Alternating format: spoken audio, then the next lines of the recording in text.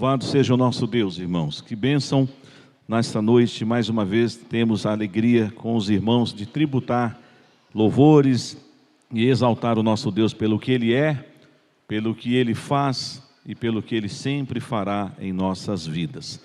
Abra sua Bíblia no livro do profeta Daniel, capítulo 3.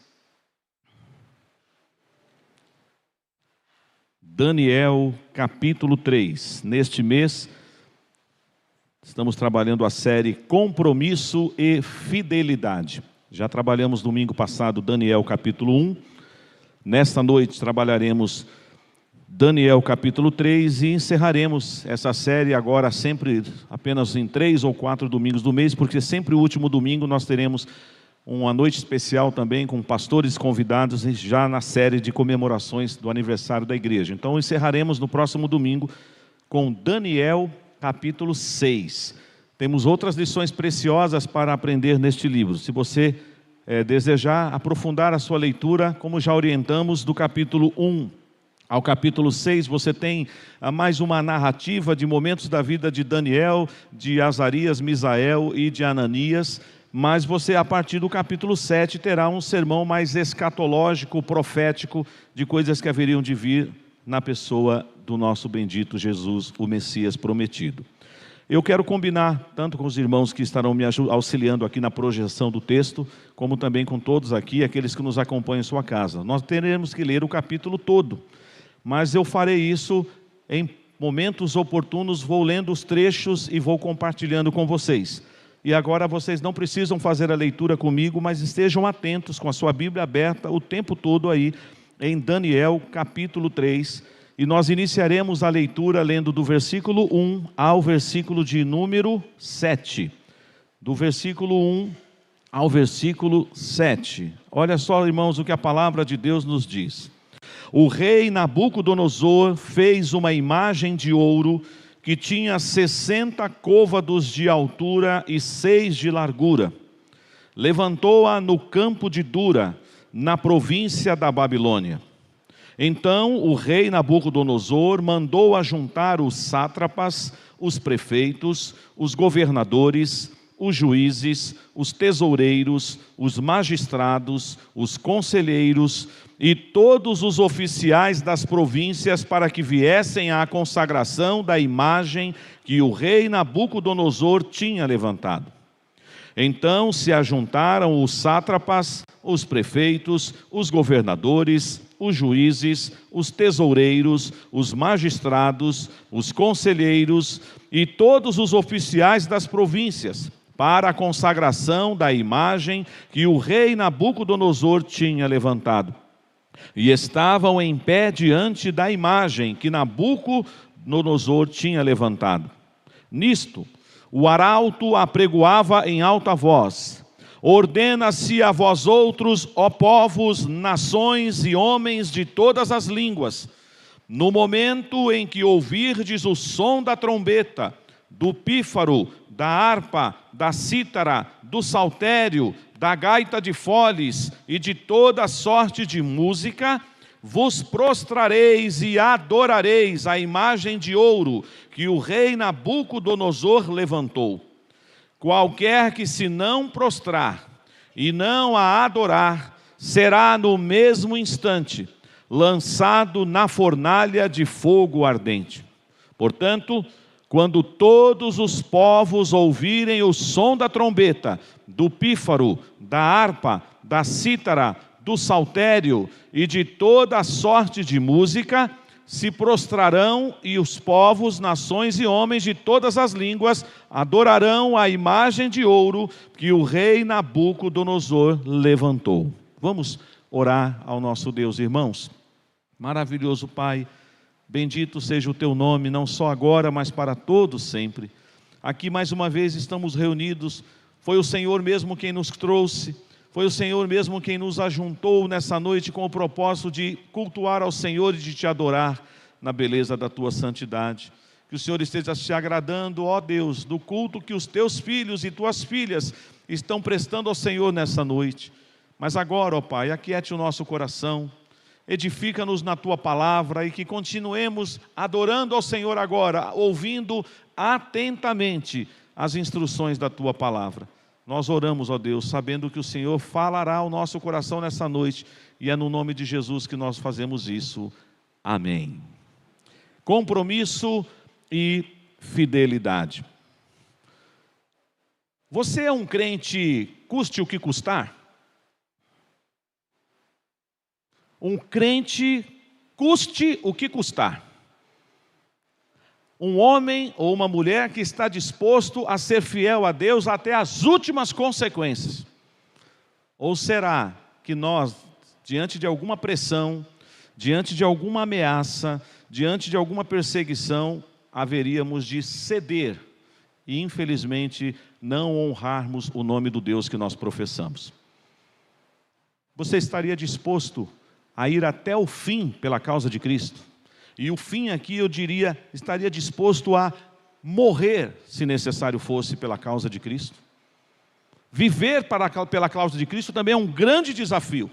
Viver por modo digno do Evangelho. Mas a sua fé, que você professa, aquilo que você declara às pessoas: eu sirvo ao Deus vivo, eu sou servo do Deus, eu sou servo de Deus, eu sou serva do Senhor, eu sirvo a Ele, essa sua postura, custe o que custar, até as últimas consequências, porque o que Deus falará conosco nessa noite, nessa passagem que também é tão conhecida de todos nós, é o exemplo desses homens, que nesse texto os nomes aparecerão várias vezes, né? Sadraque, Mesaque e Abdinego, mas nós sabemos que os nomes deles são quais? Ananias, Misael e Azarias. Os nomes babilônicos que foram dados nesse texto aparecerão praticamente sempre. Mas nós sabemos de quem estamos falando.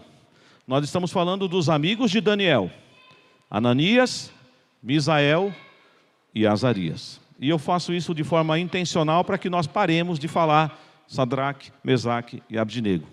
Nós precisamos saber os nomes que eles receberam quando eles nasceram: Daniel, Ananias, Misael e Azarias. Muito bem, irmãos, para entendermos um pouco esse trecho que eu acabei de ler, nós temos que olhar o capítulo anterior, o capítulo 2. O que acontece? Para aqueles que estiveram aqui no domingo passado, no final do capítulo 1, depois de todo aquele teste que aqueles jovens passaram, aqueles 4 jovens, e eles então se destacaram sobre todos os jovens que passaram por aquele período de 3 anos, sendo preparados para depois comparecerem perante o rei. Diz a palavra de Deus no capítulo 1, versículo 17. Olha só, meus irmãos, e aí a palavra de Deus nos ensina isso de uma forma linda. Primeiro, verso 17. Ora, a estes 4 jovens Deus deu o conhecimento e a inteligência em toda a cultura e sabedoria. Todos os 4 jovens, Daniel, Ananias, Misael e Azarias, receberam essas habilidades do Senhor. Mas Daniel, diz a palavra, essa informação é importante, mas a Daniel deu inteligência de todas as visões e sonhos. Guarde essa informação. Mas a Daniel deu inteligência de todas as visões e sonhos. Chegamos no capítulo 2. Um belo dia, o rei Nabucodonosor acordou assustado, apavorado. Ele teve um sonho terrível.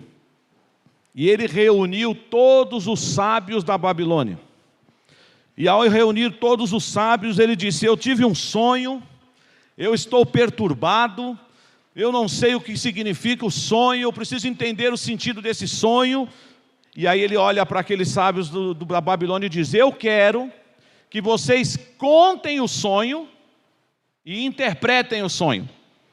Aí os sábios começaram a falar o que para o rei Nabucodonosor? Não, Senhor, o Senhor tem que contar o sonho. O Senhor conta para nós o que o Senhor sonhou e depois a gente fala, dá a interpretação. Aí o que o rei falou? Não, eu quero que vocês descubram. Vocês não são sábios? O que é que eu sonhei na última noite? E o rei foi ficando irado. O rei foi ficando nervoso. Está tudo aqui no capítulo 2. Aliás, é interessante, vale a pena você ler o capítulo 2 depois, na sua integralidade.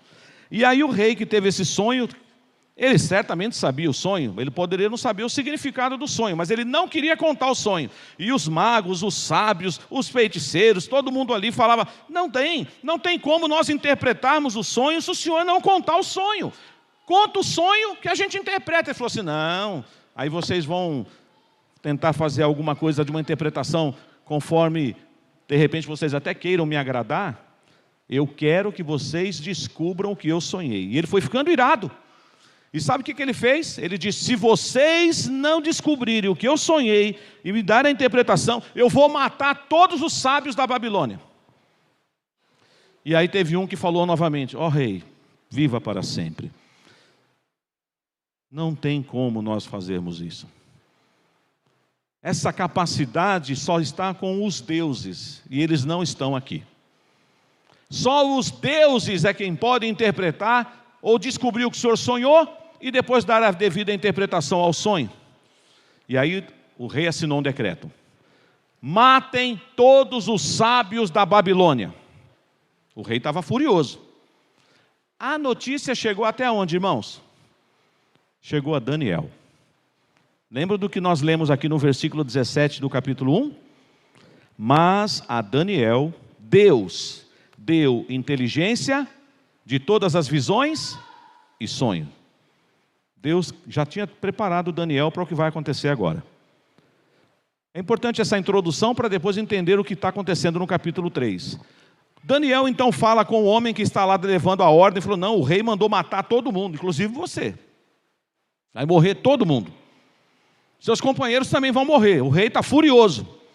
Mas o porquê? Porque ele teve um sonho, ele está apavorado, ele quer que os magos descubram o sonho e interpretem o sonho. E é impossível. Aí ele falou o quê? Ele foi falar com o rei e falou assim, me dê um tempo. E o meu Deus vai te dar a revelação do sonho. Olha comigo no capítulo 2, isso é muito interessante. Daniel poderia ter feito isso sozinho, mas Daniel foi compartilhar com quem? Com seus amigos. Olha o versículo 16 do capítulo 2. Foi Daniel ter com o rei, eu vou ler o 16, mas é o 17 que eu quero ler também. Foi Daniel ter com o rei e lhe pediu, designasse o tempo, e ele revelaria ao rei a interpretação. Então Daniel foi para casa e fez saber o caso a Ananias, Misael e Azarias, seus companheiros. E agora o que eles vão fazer? Vão orar.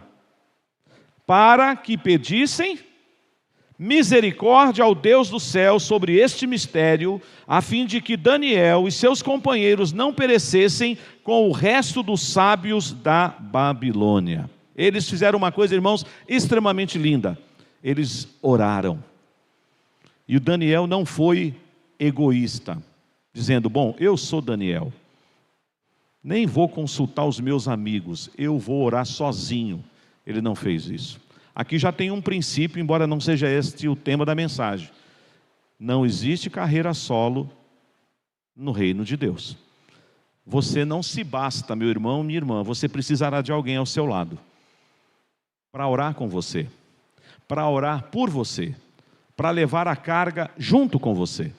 Então, quando você estiver em grande apuro, quando você estiver enfrentando alguma dificuldade, como acontece na nossa igreja, através das nossas mídias, alguém passa por uma aflição, alguém recebe uma notícia muito triste, nós então temos que disparar aquela mensagem. Irmãos, orem agora neste momento, porque aconteceu uma coisa aqui em casa, eu acabei de receber uma notícia, e nós não podemos apenas colocar aquela mãozinha lá no WhatsApp e dizer que vamos orar. Nós temos que orar.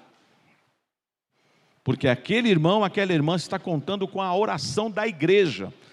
Daniel foi conversar com seus amigos, vamos orar, porque a missão é dificílima. O rei está uma fúria, se eu não conseguir interpretar, todos nós vamos morrer. Mas nós sabemos, olha o que nos diz o versículo 19. Então foi revelado o mistério a Daniel numa visão de noite. Deus revelou para Daniel o sonho de Nabucodonosor e também vai explicar a interpretação daquele sonho. A seguir, a partir do verso 20, nós temos uma das orações mais lindas na Bíblia. quando Daniel vai bendizer ao Senhor, porque revelou o que estava oculto aos olhos de todos os sábios da Babilônia. Aí você precisa dar um salto comigo. Daniel vai comparecer diante de Nabucodonosor e vai falar que ele não pode dar a interpretação, mas o Deus a quem ele serve pode. Os deuses não podem interpretar o sonho, mas o Deus de Israel, o Deus de Daniel, o Deus de Ananias, o Deus de Misael, o Deus de Azarias, ele pode. O nosso Deus pode, que é o mesmo Deus deles. E olha o que está escrito no versículo 34 do capítulo 2. Antes, ou melhor, um pouquinho antes. Versículo 31. Tu, ó reis, estavas vendo, e eis aqui uma grande estátua. O sonho então de Nabucodonosor começa assim: ele estava vendo uma grande estátua. E esta que era imensa e de extraordinário esplendor, tenta imaginar a maior estátua que você já viu na sua vida. Ela era enorme. Do sonho de Nabucodonosor. E ela estava em pé diante de Nabucodonosor. E aí começa a dizer que a sua aparência era terrível. Imagina como ele acordou desse sonho, né? A sua aparência era terrível. E agora vem a descrição dessa estátua. A cabeça da estátua era de ouro fino. Fino ouro. Toda a cabeça. Depois, o peito e os braços de prata. O ventre e o quadril, ou os quadris, de bronze. As pernas de ferro.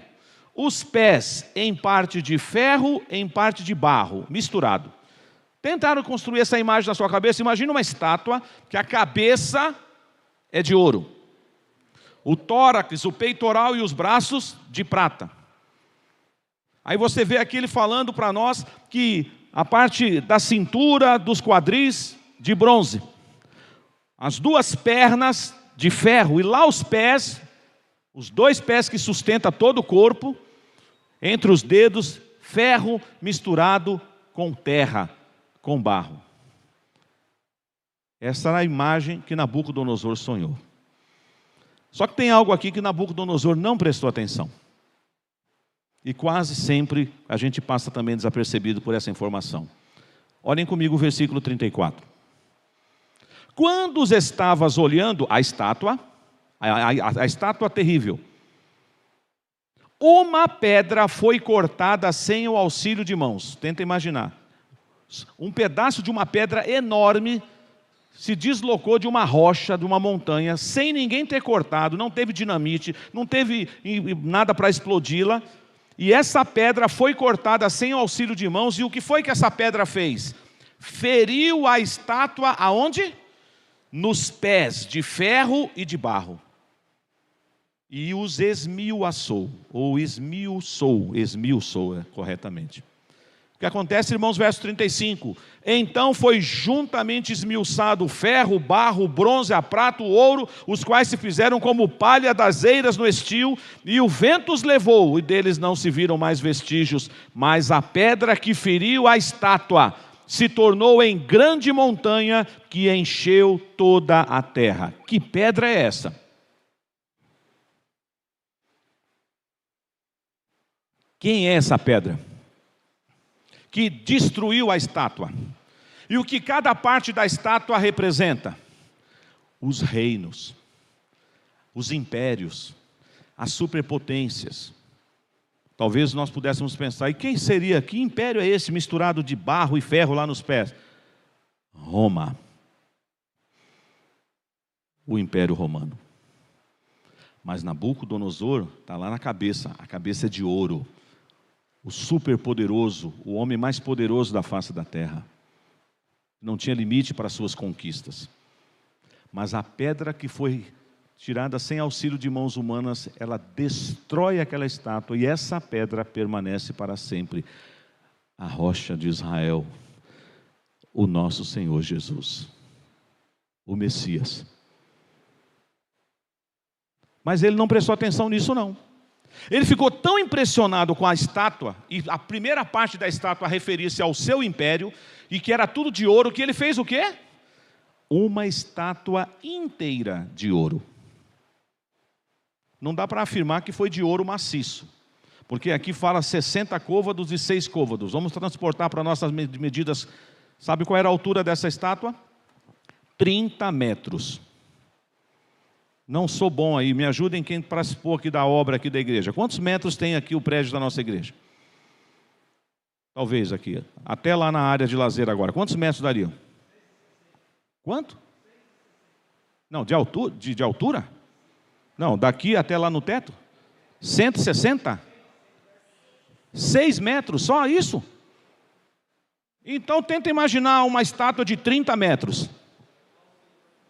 30 metros, eu não estou falando aqui do pé direito da igreja, eu estou falando do edifício. Também é isso, não chega a 10? Eu acho que passa, hein? 10 metros de altura? Quanto? 15, tá bom. Mas então dobra essa estátua, 30 metros. Gente, se eu e o Jean estivermos errando as medidas, nos perdoe, viu? Não põe a gente na comissão de construção que vai sair uma beleza, viu? Já sabe que vai sair, né? A escada vai sair torta, a parede vai sair pela metade. Depois eu vou conversar com você, Jean. Eu acho que a gente está errando, mas tudo bem. Vamos lá, tem construtor aqui na igreja, mas depois eu faço uma reunião com eles. Enfim, o que eu quero chamar a sua atenção é assim, vamos fazer uma coisa diferente. Vocês já foram ali na região do Ibirapuera, próximo à Assembleia Legislativa de São Paulo? Ali tem um ponto turístico chamado Obelisco. Imagine aquilo ali. Existe um daquele também em outros países do mundo. Por exemplo, em Buenos Aires tem um obelisco lá na Avenida 9 de Julho. Aquilo era o quê? Era uma maneira de mostrar que o homem tem poder, que ele quer simbolizar a força dele. Nabucodonosor construiu uma estátua. Os comentaristas não sabem afirmar se ele mandou reproduzir a imagem dele mesmo, se ele reproduziu a imagem de um dos deuses da Babilônia, ou apenas era um poste. Porque eram 30 metros de altura por 3 de largura. Então era um espigão, como é o obelisco. E você vê ele de longe. Mas só que aí, alguns acham improvável que tenha sido de ouro maciço, mas ela foi toda revestida de ouro. E ele foi lá e mandou construir essa torre lá no campo de Dura e deu a ordem. Bom, já que eu sou o rei mais poderoso, já que eu fui representado naquela estátua com a cabeça de ouro, eu sou o cara. Eu quero uma estátua inteira de ouro. E todo mundo no meu reino, de todos os povos que nós já conquistamos, de todas as nações, de todas as línguas, vão ter que se prostrar diante dessa estátua e vão ter que adorá-la. Ele estava então agora dando uma ordem para todos os seus súditos, todos os cativos. E tinha uma consequência para aqueles que não obedecessem. Quem não obedecer, imediatamente será lançado na fornalha acesa. Uma fornalha acesa que as pessoas durariam alguns segundos, minutos, talvez um minutinho já era consumido, era carbonizado. Uma pergunta que talvez alguns façam: onde está Daniel? Não era de se esperar que Daniel estivesse nessa história? Nós sabemos que Daniel tinha um cargo de destaque. Ele era o responsável por toda a província.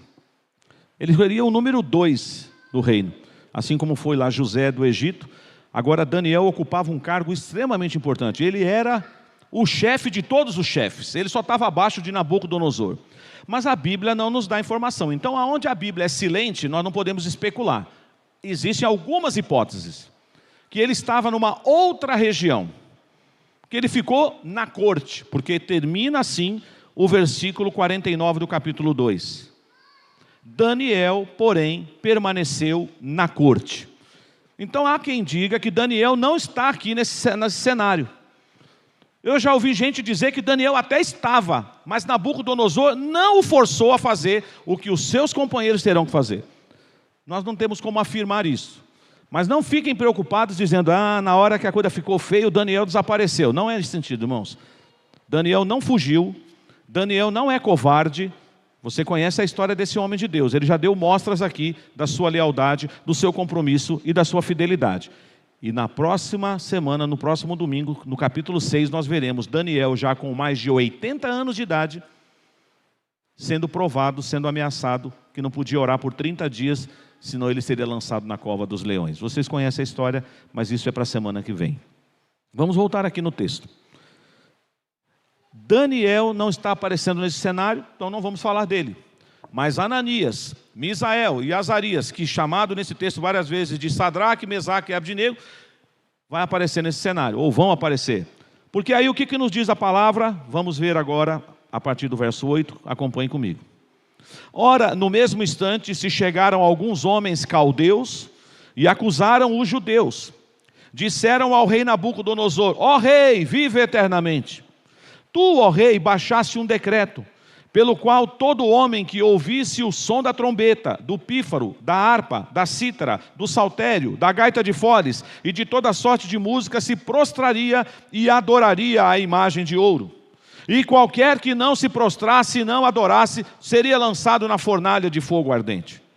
Há uns homens judeus que tu constituíste sobre os negócios da província da Babilônia, Sadraque, Mesaque e Abdinego. Estes homens, ó rei, não fizeram caso de ti, a teus deuses não servem, nem adoram a imagem de ouro que levantaste. Foram lá e entregaram, delataram. Falaram: olha, tem um pessoal aí que não está obedecendo o Senhor, não.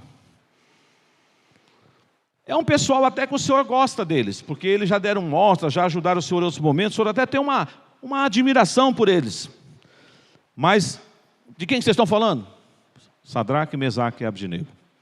Eles não adoram seus deuses, e eles não estão adorando a imagem de ouro que o Senhor mandou levantar. Ou seja, eles estão desrespeitando a sua ordem. E aí mexeu na vaidade do rei. Porque decreto de rei é para ser cumprido, sim ou não? Mas aí ele falou assim: importa obedecer a Deus do que obedecer aos homens. Talvez eu e você, que estamos aqui nessa noite, não passamos por essa situação ainda. Pode ser que daqui para frente você se prepare, porque pode passar por ela. Talvez você ainda não foi confrontado a tal ponto de ter que dizer: eu não vou te obedecer porque eu preciso obedecer o meu Deus. Custe o que custar. Eu vou até as consequências finais. Mas infelizmente, às vezes a gente, por muito menos, por simples ameaças, às vezes algumas pessoas negam o nome do Senhor, com medo das consequências. Mas esses moços nos ensinarão nessa noite. Eles são pecadores como nós somos, mas nessa história, o personagem principal certamente não são eles, é Deus, quem vai estar aqui presente, o quarto homem da fornalha, que vai dar livramento para eles. Mas esses homens nos ensinarão o papel de alguém que tem compromisso e fidelidade, custe o que custar, até as últimas consequências. O rei mandou chamá-los. O rei quer arguí-los, quer saber a verdade, vocês não estão me obedecendo. O rei, inclusive, vai dar uma chance para eles. Acompanhe a leitura a partir do verso 13. Então Nabucodonosor, irado e furioso, mandou chamar Sadraque, Mesaque e Abdinego. E trouxeram a esses homens perante o rei. Falou Nabucodonosor e lhes disse: é verdade, ó Sadraque, Mesaque e Abdinego, que vós não servis a meus deuses, nem adorais a imagem de ouro que levantei? Agora, pois, estáis dispostos, e quando ouvirdes o som da trombeta, do pífaro, da cítara, da harpa, do saltério, da gaita de foles, prostrai-vos e adorai a imagem que fiz. Porém, se não a adorardes, sereis no mesmo instante lançados na fornalha de fogo ardente. Olha o que ele falou. E quem é o Deus? Claro que está com D minúsculo aqui, né? Que vos poderá livrar das minhas mãos. Eles foram chamados à presença do rei. O rei interpelou: é verdade que vocês não estão me obedecendo? Eu fiquei sabendo que vocês não adoram aos deuses da Babilônia, é verdade? Coloque-se no lugar desses jovens. O que você responderia? O rei te chamou. Você está na presença do rei, e ele tem ordem para te mandar matar, para te lançar na fornalha acesa. E ele está te fazendo uma pergunta: é verdade que você não adora os deuses da Babilônia? O que é que você responderia? O que é que eu responderia? Veja bem, não é que eu não sirvo aos deuses, é que tem uma outra forma de fazer isso. Você conseguiu continuar assim, usando um personagem aí que ficava, dando voltas, não respondia nada? Ou você seria: é verdade, Nós não adoramos os deuses da Babilônia. Essa seria a sua resposta? Essa seria a nossa resposta? Porque eles disseram isso. E aí ele fala, e é verdade também que vocês não estão se prostrando diante da imagem, da estátua de ouro que eu mandei fazer? É verdade. Se vocês não adorarem a imagem, se vocês não adorarem os deuses, quando a música tocar, quando os instrumentos soltarem o som, eu vou jogar vocês na fornalha de ardente ao mesmo tempo. Imediatamente. E ele afronta o nosso Deus. E ele ainda tem coragem de falar para aqueles moços, eu quero ver o Deus que pode livrar vocês das minhas mãos. Velho cântico que nós cantávamos, recentemente cantamos num dos grupos familiares. Quem pode livrar como o Senhor? Ele é poderoso para te guardar. Quem pode livrar como o Senhor? Ele é poderoso para te guardar. Quando os meus inimigos se levantaram contra mim, o Senhor estendeu suas mãos para mim e me deu a vitória. Que ousadia do rei Nabucodonosor. Eu quero ver o Deus que pode livrar vocês das minhas mãos. Vamos ver como esses jovens se comportaram diante desse tirano rei. A leitura continua. Olha só, meus irmãos, a partir do verso 16. Responderam Sadraque, Mesaque e Abdenego ao rei: ó Nabucodonosor. O negócio mudou, hein? Eles nem falaram, rei vive eternamente. Já quebraram até o protocolo. Não vão nem usar aquele jargão que tem que falar toda vez que chega diante do rei. Eles já foram dizendo assim, usando uma linguagem aí, que é até tema de uma programação da igreja. Papo reto. Nabucodonosor, fique sabendo uma coisa aí, vou falar um negócio para você. Quanto a isto que você falou agora, quem é o Deus que pode te livrar, nós nem vamos entrar nesse pormenor. Eu nem vou me preocupar em responder essa coisa absurda que você falou.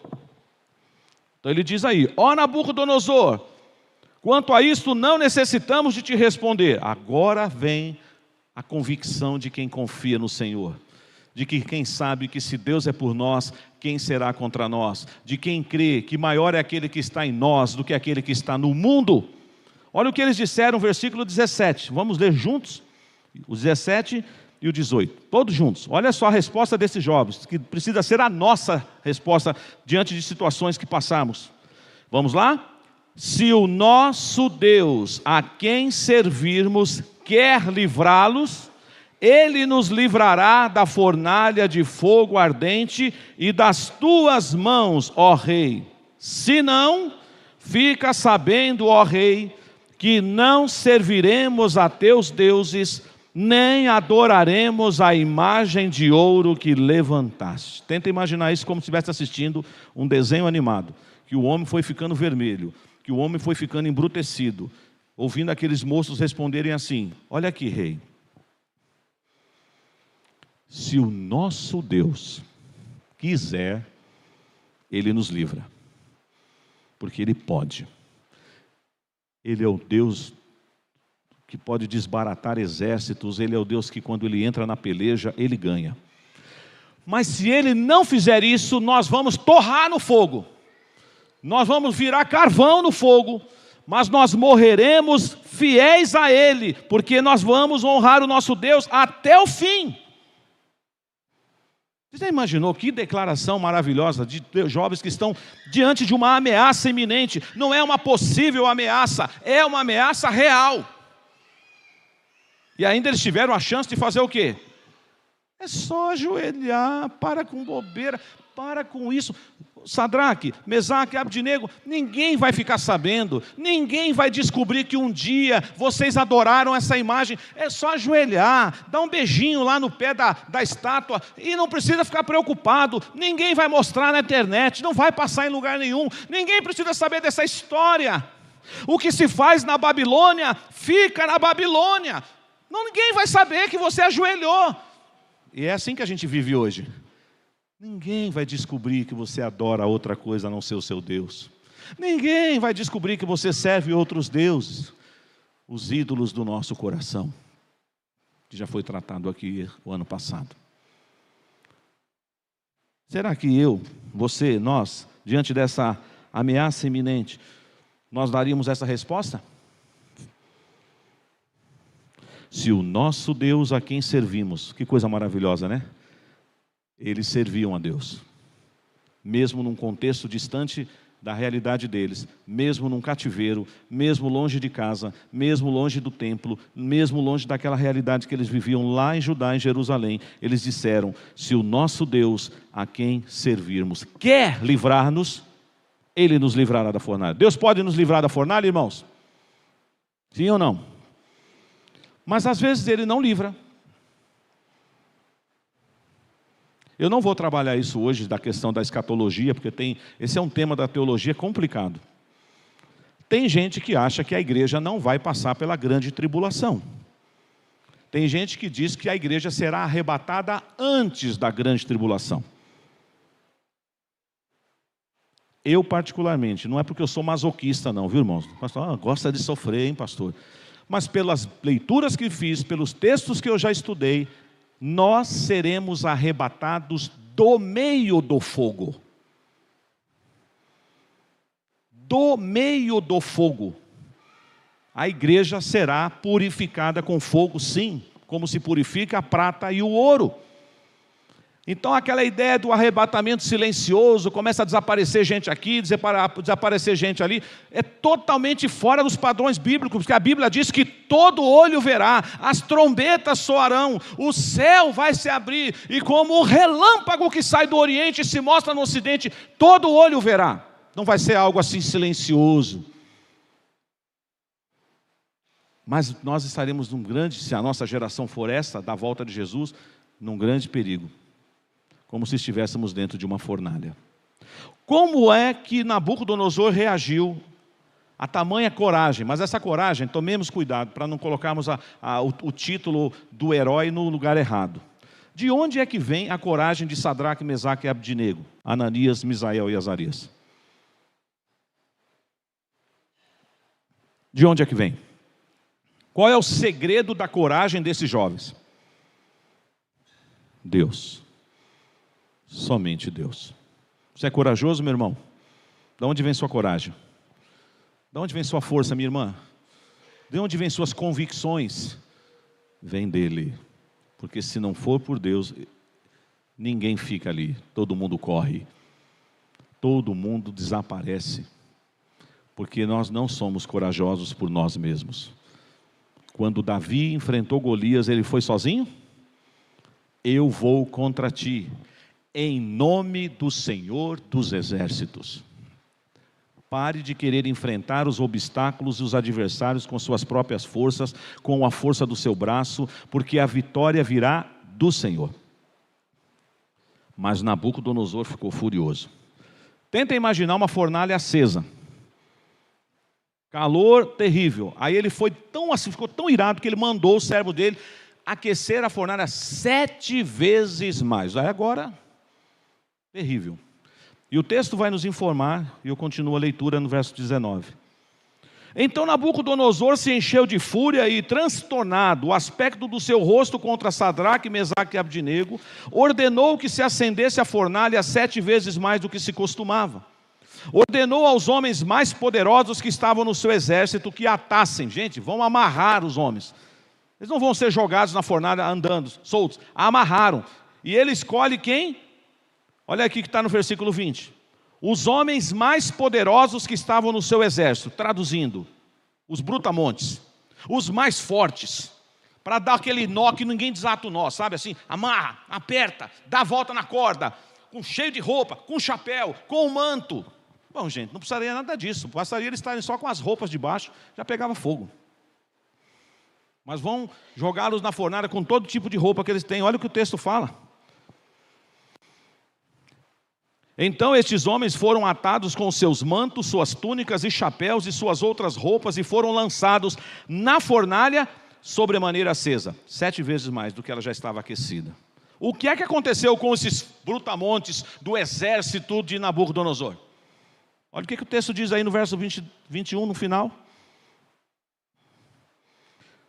Antes, na verdade o 22 diz, porque a palavra do rei era urgente, a fornalha estava sobremodo acesa, as chamas do fogo fizeram o que com os soldados?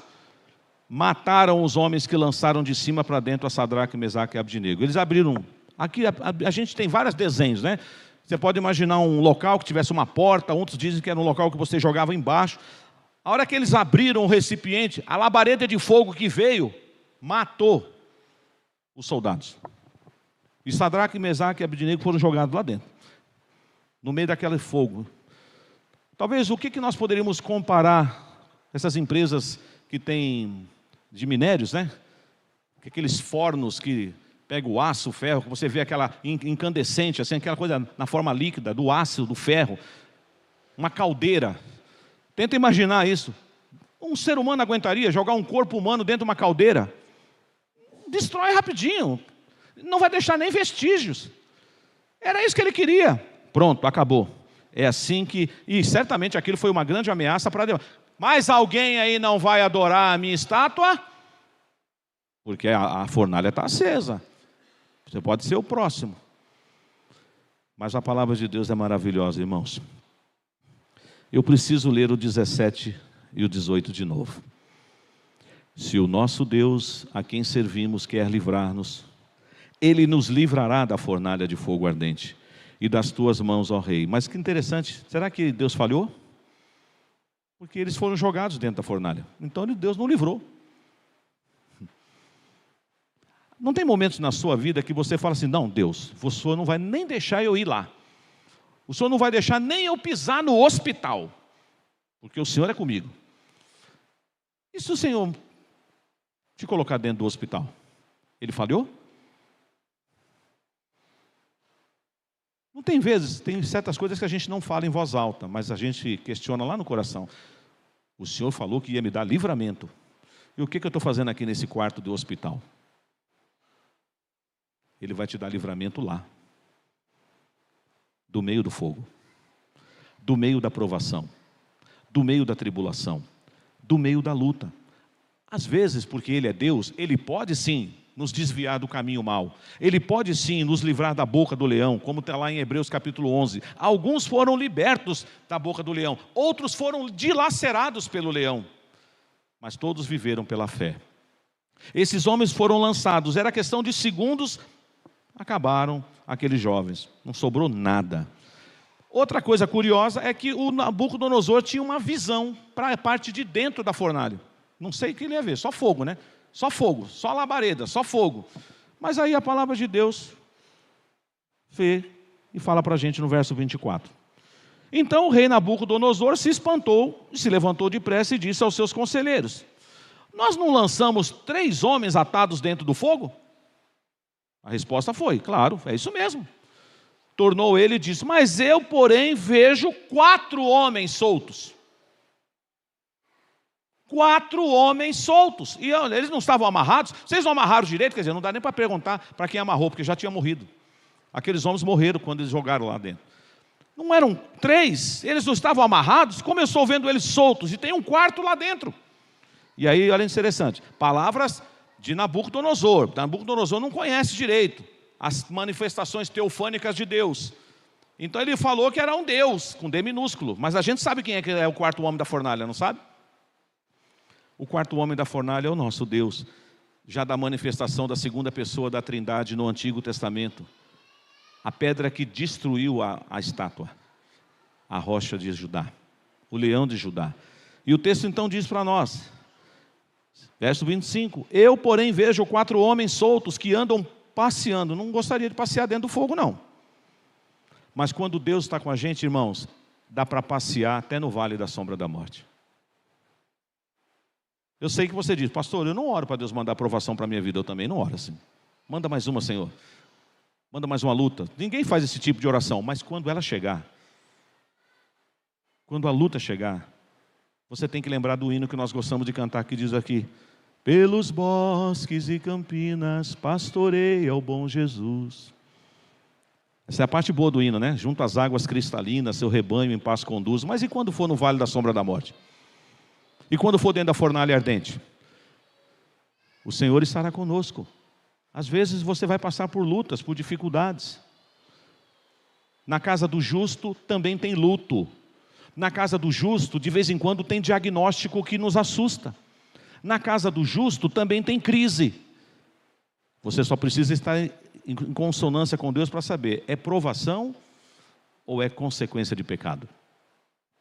Porque Deus prova os obedientes, mas Deus pesa a mão nos rebeldes e desobedientes. Você tem que ter o discernimento para saber, por que eu estou passando por isso? Senhor, eu estou andando nos teus caminhos, eu estou seguindo a tua palavra, eu sou fiel, eu sou íntegro. Então, meu irmão, eu estou te lapidando, eu estou forjando você, eu estou limpando você, eu estou te purificando. Por isso que você está passando por essa provação, por essa luta. Olha só, meus irmãos, verso 26. Então se chegou Nabucodonosor à porta da fornalha, sobremaneira acesa, falou e disse: Sadraque, Mesaque e Abdenego. Olha só que coisa maravilhosa. Lá em cima ele disse: eu quero ver o Deus que livra vocês das minhas mãos. Mas agora ele vai ter que falar, agora vai ter que declarar. E ele diz aí: servos do Deus Altíssimo, sai e vinde para fora. Ah, Nabucodonosor reconheceu, né? A história de Nabucodonosor vai ter coisa terrível, né? Esse homem vai virar um animal. Ele vai comer capim. Leia os próximos capítulos, você vai ver isso. Mas Deus vai visitar Nabucodonosor, antes da morte dele. Voltemos aqui, irmãos, já estamos terminando. Então Sadraque, Mesaque e Abdenego saíram do meio do fogo. Ajuntaram-se os sátrapas, verso 27, os prefeitos, os governadores, os conselheiros do rei, e viram que o fogo não teve poder algum sobre os corpos desses homens, nem foram chamuscados os cabelos de sua cabeça. Todo mundo aqui já deve ter feito essa brincadeira. Criança que gosta de fazer isso, né? Pega o fósforo, o isqueiro e queima um fio de cabelo. O cheiro é horrível. Ou se você ficou, os irmãos aqui que gostam de fazer um churrasquinho, como é que fica a sua roupa? Cheiro de carvão. Era para se esperar, a roupa dele, o chapéu deles, os mantos deles, vai estar com cheiro de fumaça. Não, eles estavam cheirosos, mas não tinha cheiro de fumaça não. Até uma coisa mínima, Deus cuidou. Não se queimaram, não tinha nada chamuscados. E aí, meus irmãos, diz a palavra de Deus, que os conselheiros viram que o fogo não teve poder. Verso 28. Falou Nabucodonosor e disse: bendito seja o Deus de Sadraque, Mesaque e Abdenego, que enviou o seu anjo e livrou os seus servos que confiaram nele, pois não quiseram cumprir a palavra do rei, preferindo entregar o seu corpo a servirem e adorarem a qualquer outro Deus, senão ao seu Deus. Nabucodonosor reconheceu a coragem e a fidelidade daqueles jovens. Só que Nabucodonosor ainda, gente, está naquela fase de domínio. Ele gosta de assinar decreto. Ele vai assinar mais um decreto. O negócio dele é matar. Então olha o que ele vai escrever agora na sequência aí.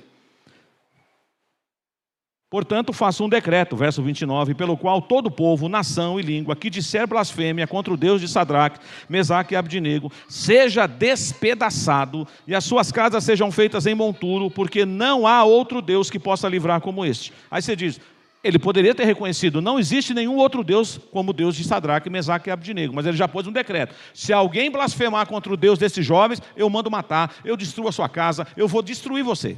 Ele gostava, né? Ele não tinha entendido ainda sobre a graça e o amor de Deus. Tem gente assim, não tem? Tem gente que, eu vou usar uma frase aqui que é feia, tem gente que não fala, mas pensa: morre desgraçado, antes você do que eu. Não é assim que nós devemos viver.